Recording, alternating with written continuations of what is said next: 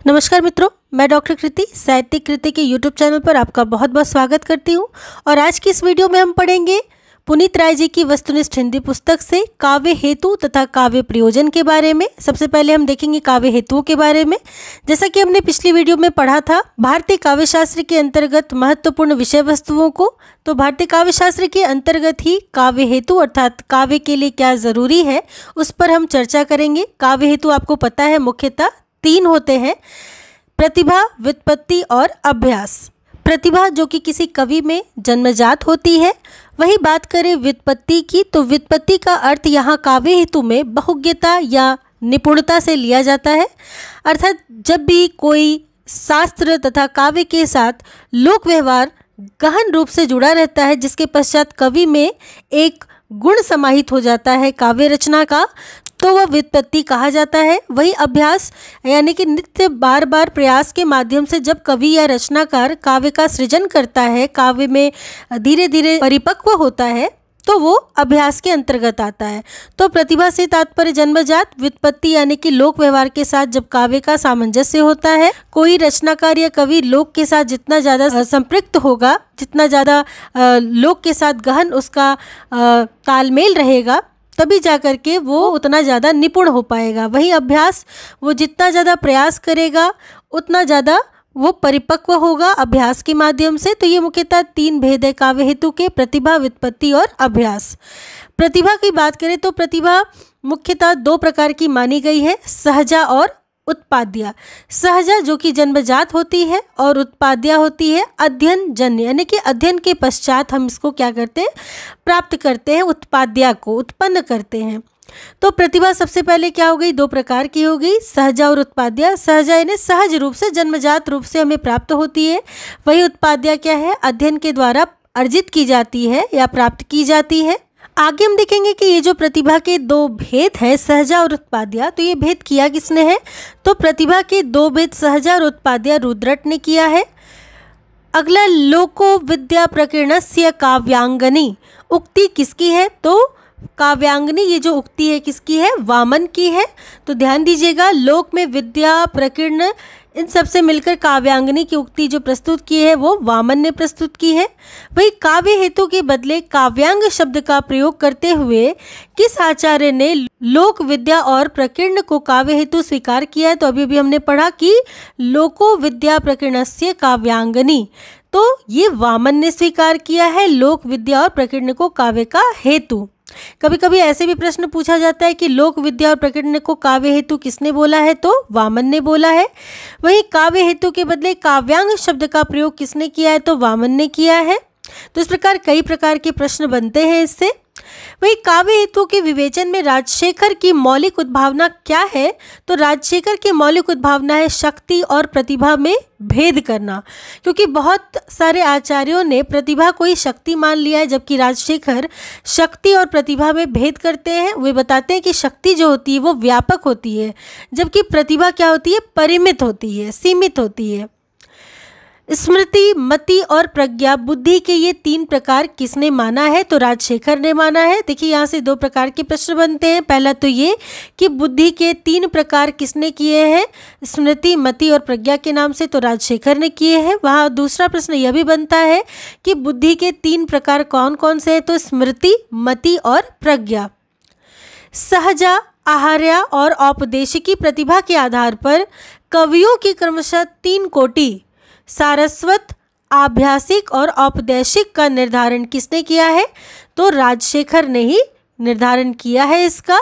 यानी कि सहजा, आर्या और औपदेशिकी प्रतिभा के आधार पर क्या किया इन्होंने, कवियों का क्रम कर दिया, क्रमशः 3 कोटि बना दी है कवियों की। कौन कौन सी, सारस्वत, आभ्यासिक और औपदेशिक, राजशेखर ने।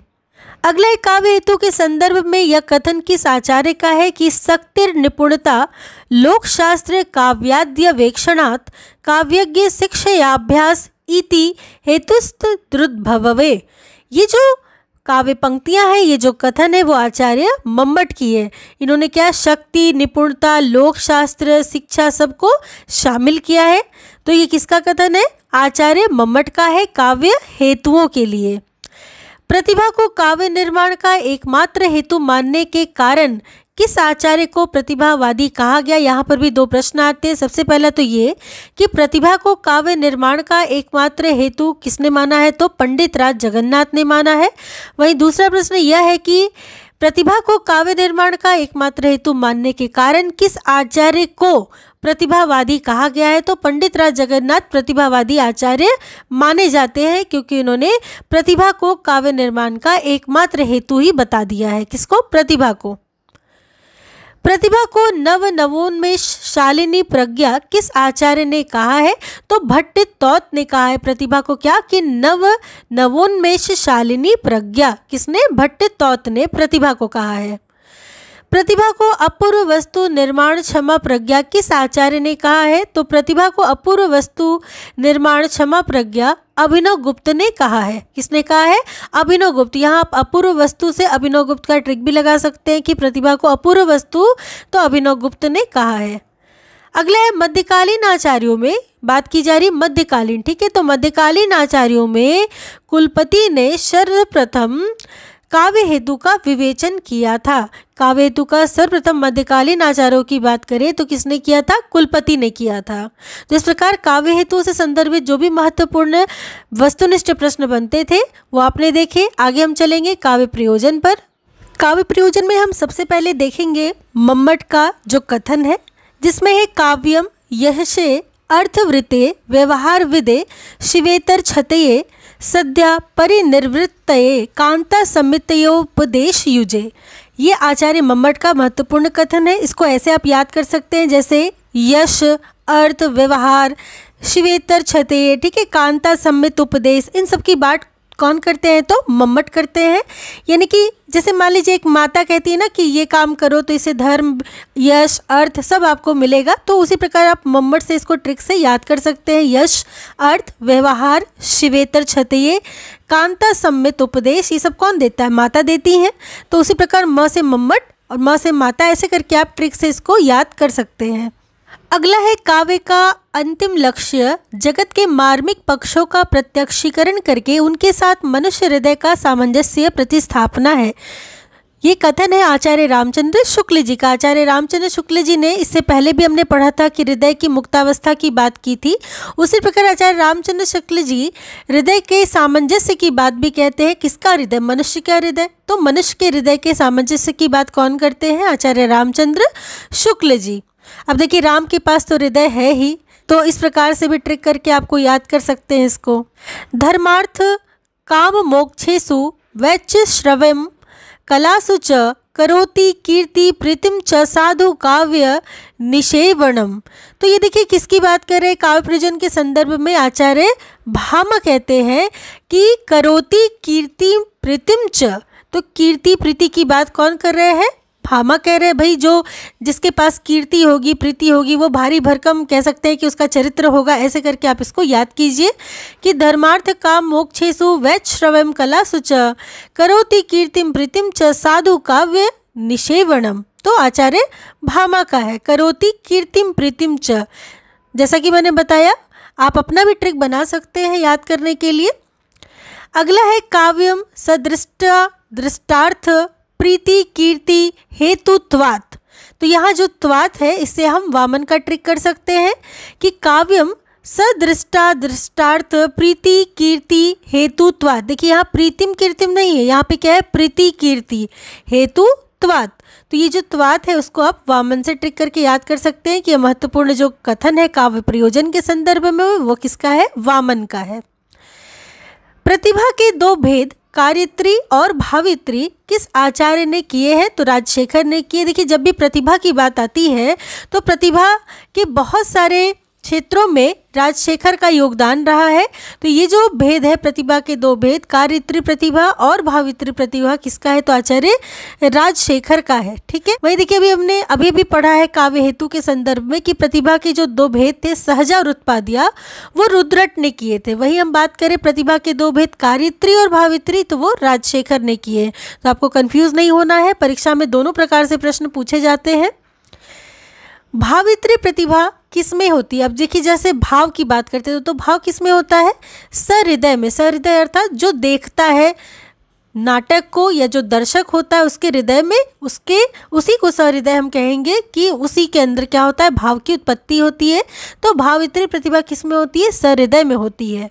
शब्दार्थ शरीरम तावत काव्यम किसका कथन है, आनंद वर्धन का है। अब देखिए तत्काल हमें क्या हो जाता है, आनंद की प्राप्ति हो जाती है किसी भी कार्य से जो हमारे मन मुताबिक होता है।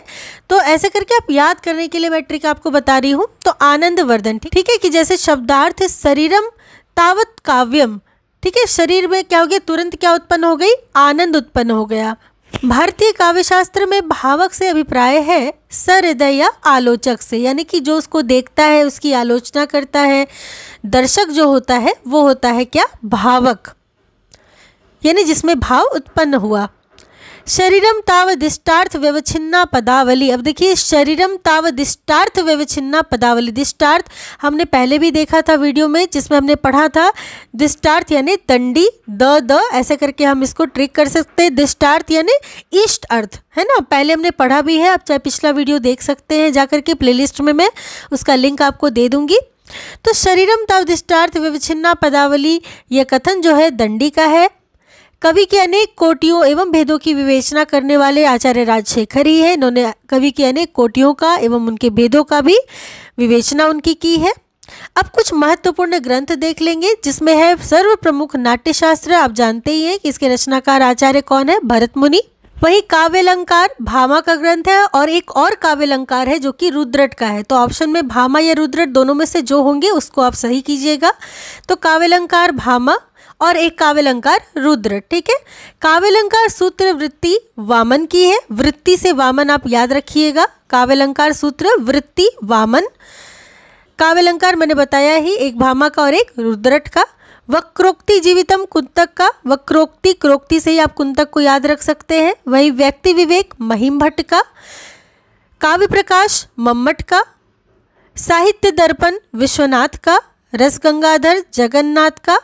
औचित्य विचार चर्चा क्षेमेंद्र का। देखिए कुछ रचनाओं को तो आपको कंठस्थ करना ही पड़ेगा क्योंकि ये सभी महत्वपूर्ण रचनाएं हैं और सभी के सभी में ट्रिक बनाना संभव नहीं है। तो आप ज़रूर से इनको बार बार पढ़िए, ये ज़रूर आपको याद हो जाएंगी। तो औचित्य विचार चर्चा क्षेमेंद्र का है। काव्य अनुशासन हेमचंद्र का है। ध्वन्यालोक आनंद वर्धन का है। वही ध्वन्यालोक लोचन अभिनव गुप्त का। इसमें कंफ्यूज मत होइएगा, ध्वन्यालोक किसका है, आनंद वर्धन का है। जहाँ लोचन लग जाए ध्वन्यालोक के साथ तो लोचन अभिनव गुप्त का है। कहते ना अभिनव की तरह उसके लोचन है, बड़ा अद्भुत है उसका लोचन, उसके नयन। तो ऐसे करके आप इसको ट्रिक से याद कर सकते हैं। वही काव्यालंकार सार संग्रह उद्भट का है। श्रृंगार तिलक रुद्र भट्ट का है। चंद्रालोक जयदेव का बड़ी प्रसिद्ध रचना है चंद्रालोक जयदेव की। कुवलयानंद अप्पय दीक्षित की रचना है। काव्यादर्श दंडी का है। दश रूपक धनंजय का है। वही महाभाष्य पतंजलि का है। रस तरंगिनी भानु मिश्र जी की है। सरस्वती कंठाभरण भोजराज की है। श्रृंगार प्रकाश भी भोजराज की है। तो भोजराज की दो रचनाएं हैं, सरस्वती कंठाभरण और श्रृंगार प्रकाश भोजराज की। वही अलंकार सर्वस्व रुय्यक उज्ज्वल नीलमणि रूप गोस्वामी। तो इस प्रकार ये कुछ महत्वपूर्ण ग्रंथ थे। हम आगे चलेंगे। शक्ति ही कवित्व बीज रूपः संस्कार विशेषः। शक्ति या प्रतिभा काव्य का बीज या भूत संस्कार है। यह कथन किसका है, मम्मट का है। मम्मट मानते हैं कि शक्ति क्या है, कवि के बीज रूप में कह सकते हैं, काव्य का बीज रूप है। किसी भी कवि के लिए उसके काव्य का बीज रूप है शक्ति। और ऐसा कौन कहते हैं, मम्मट कहते हैं, मम्मट मानते हैं ऐसा। नैसर्गिकी च प्रतिभा श्रुतम च बहु निर्मलम। यही पंक्ति बहुत महत्वपूर्ण है जो कई बार परीक्षा में पूछी गई है काव्य हेतु के संदर्भ में। यह कथन किसका है, तो दंडी का है। नैसर्गिकी च प्रतिभा श्रुतम च बहु निर्मलम। नैसर्गिक प्रतिभा है ना, और निर्मलम ये सब किसका है, दंडी का है। औचित्य विचार चर्चा एवं कवि कंठाभरण क्षेमेंद्र का है। क्षेमेंद्र की दो रचनाएं हमें देखने को मिलती है, एक तो औचित्य विचार चर्चा और दूसरा है कवि कंठाभरण। तो औचित्य विचार चर्चा एवं कवि कंठाभरण किसकी है, क्षेमेंद्र की है। वही ध्वन्यालोक की टीका ध्वन्यालोक लोचन के नाम से अभिनव गुप्त ने लिखी, अभी अभी हमने पढ़ा भी था। तो ये क्या है, ध्वन्यालोक लोचन ध्वन्यालोक की टीका है। ध्वन्यालोक मूल जो ग्रंथ है वो किसका है, तो आनंद वर्धन का है ध्वन्यालोक। वही आनंदवर्धन जी के ध्वन्यालोक जो पुस्तक है उसकी टीका ध्वन्यालोक लोचन के नाम से अभिनव गुप्त ने लिखी थी। ठीक है। भरत मुनि के नाट्यशास्त्र की, अब देखिए भरत मुनि के नाट्यशास्त्र की बात कर रहे हैं, तो भरत मुनि के नाट्यशास्त्र की अभिनव भारती टीका के रचयिता कौन है? तो अभिनव भारती के रचयिता अभिनव गुप्त ही है। ठीक है। अभिनव भारती जो टीका लिखी गई किस पर? तो नाट्यशास्त्र पर, जो कि भरत मुनि जी का है, अभिनव गुप्त ने लिखी है। भारतीय काव्य शास्त्र के प्रथम आचार्य भरत मुनि माने जाते हैं। सबसे पुराने, सबसे आदि आचार्य हैं भारतीय काव्य शास्त्र के भरत मुनि। इनका प्रसिद्ध ग्रंथ नाट्यशास्त्र हमने पढ़ा। मानते हैं जो कला को कला के अर्थ ही, स्वार्थनी करते कला को व्यर्थ ही। ये मैथिली शरणगुप्त की महत्वपूर्ण पंक्तियां हैं कि जो मानते हैं जो कला को कला के अर्थ ही, स्वार्थनी करते कला को व्यर्थ। इस प्रकार कला कला कला है ना, सब किसका है? मैथिली शरणगुप्त जी का। आप इसको स्वार्थनी करते कला को स्वार्थनी कह रहे मैथिली, ऐसे करके आप ट्रिक से याद कर सकते हैं। ठीक है। आगे देखेंगे साहित्य के प्रयोजन के संदर्भ में आचार्य महावीर प्रसाद द्विवेदी जी का जो मत है वो क्या है? उपयोगितावाद। किसका? महावीर प्रसाद द्विवेदी जी का उपयोगितावादी दृष्टि है इनकी। आचार्य हजारी प्रसाद द्विवेदी का काव्य प्रयोजन संबंधी जो मंतव्य है वो है मानवतावादी, क्योंकि ये मनुष्य के दृष्टि से ही साहित्य को देखते हैं, तो मानवतावादी दृष्टि है हजारी प्रसाद द्विवेदी जी की।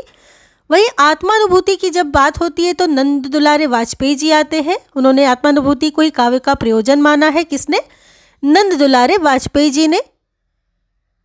वहीं आत्माभिव्यक्ति को काव्य का प्रयोजन मानने वाले हैं नगेंद्र, यानी आत्मानुभूति अनुभूति तो नंद दुलारे वाजपेयी, वहीं आत्माभिव्यक्ति की बात करें तो नगेंद्र। अब देखिए काव्य प्रयोजन के संदर्भ में निम्नलिखित जो पंक्तियां हैं किस रीतिकालीन कवि की है ये बताना है। एक लहे तप पुंज को फल ज्यों तुलसी सूर गोसाई, एक लहे बहुसंपत केशव भूषण जो बर बीड़ बराई, एकन को जस ही सो प्रयोजन है रसखान रहीम की नाई, दास कवित्त ने की चर्चा बुद्धिवंत की सुख देती सदाई। यहाँ तुलसी, सूर, गोसाई, केशव, भूषण, रसखान, रहीम है ना, ये सारे नाम आ रहे हैं और स्वयं दास भी आ रहा है, जो कि भिखारी दास का काव्य निर्णय से ली गई पंक्तियां हैं, जिसमें तुलसी, सूर, ठीक है, इन सब का, केशव, भूषण, रसखान, रहीम सबके नाम इसमें आ रहे हैं। अगर ये शुरुआत की भी दो पंक्तियां देती हैं तो आपको ध्यान रखना है भिखारी दास जी का, और अगर चारों पंक्तियां देते हैं तो आप दास से तो इसको समझ ही जाएंगे कि ये भिखारी दास जी का है, जो कि काव्य निर्णय से लिया हुआ। भिखारी दास की बहुत महत्वपूर्ण रचना है काव्य निर्णय। रीतिकालीन आचार्यों में सर्वप्रथम काव्य प्रयोजन पर विचार करने वाले आचार्य कौन है? तो कुलपति जी हैं। रीतिकालीन आचार्यों में जिन्होंने सबसे पहले काव्य प्रयोजन पर क्या किया था? विचार किया था। वही पंचम वेद किस ग्रंथ को माना जाता है? आप सभी जानते हैं कि भरत मुनि के नाट्यशास्त्र को पंचम वेद के रूप में मान्यता प्राप्त है। तो इस प्रकार आपने काव्य प्रयोजन से संदर्भित जो भी महत्वपूर्ण विषय वस्तुएं थी उस सबको पूरा पढ़ लिया है अच्छे से। अगली वीडियो में हम रीति संप्रदाय और भी एक दो संप्रदाय को शामिल करके एक साथ पढ़ेंगे, ताकि जल्दी से जल्दी आपका कोर्स कंप्लीट हो जाए, परीक्षा की आपकी तैयारी अच्छे से हो जाए। पहली बार चैनल पर आए हैं तो चैनल को सब्सक्राइब जरूर कर लें, ताकि इस प्रकार की वीडियोज़ आपको मिलती रहे और परीक्षा की तैयारी निरंतर आपकी अच्छे से चलती रहे। तो चलिए मिलती हूँ अगली वीडियो में अगले महत्वपूर्ण संप्रदायों के साथ। तब तक के लिए आप सबका बहुत बहुत धन्यवाद।